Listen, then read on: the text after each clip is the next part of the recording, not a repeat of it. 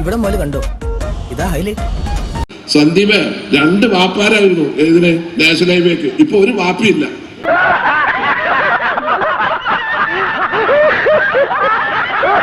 National ഹൈവേയുടെ നിർമ്മാണവുമായി ബന്ധപ്പെട്ട എല്ലാ കാര്യങ്ങളും നിർവഹിക്കുന്നത് നാഷണൽ ഹൈവേ അതോറിറ്റിയാണ്.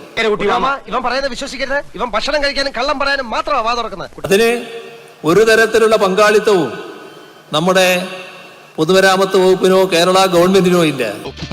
ഇനി ആരും സൂത്രം കാണിച്ചാ. ദേശീയപാത വികസനത്തിന്റെ ചരിത്രത്തിൽ ആദ്യമായിട്ടാണ് ഒരു സംസ്ഥാന സർക്കാർ പണം കണ്ടെത്തുന്നത്.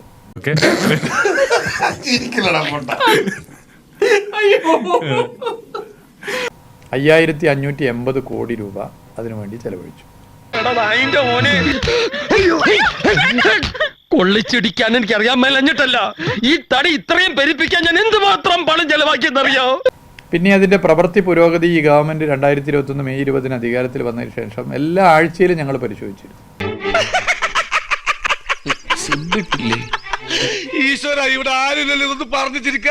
ബഹുമാനപ്പെട്ട മുഖ്യമന്ത്രി വിവിധ വകുപ്പുകളെ ഏകോപിപ്പിച്ചുകൊണ്ട് ഇതിന്റെ റിവ്യൂ യോഗങ്ങൾ ഇടയ്ക്കിടെ നടത്തുന്ന സ്ഥിതിയുമുണ്ടായി.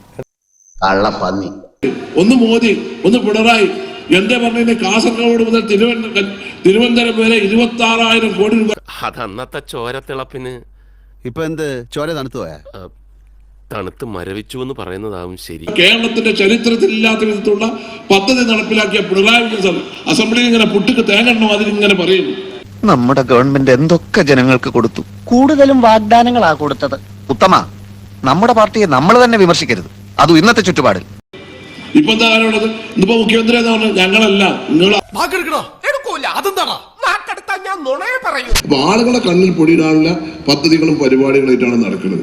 ഇമാതിരി ഓരോ മണ്ടത്തരങ്ങൾ കാണിക്കുന്നത് കൊണ്ടാ നമ്മുടെ നാട്ടിലെ കാർഷിക രംഗം തകരുന്നത്. എല്ലാം അവരുടെ നിയന്ത്രണത്തിലാണ് നടക്കുക.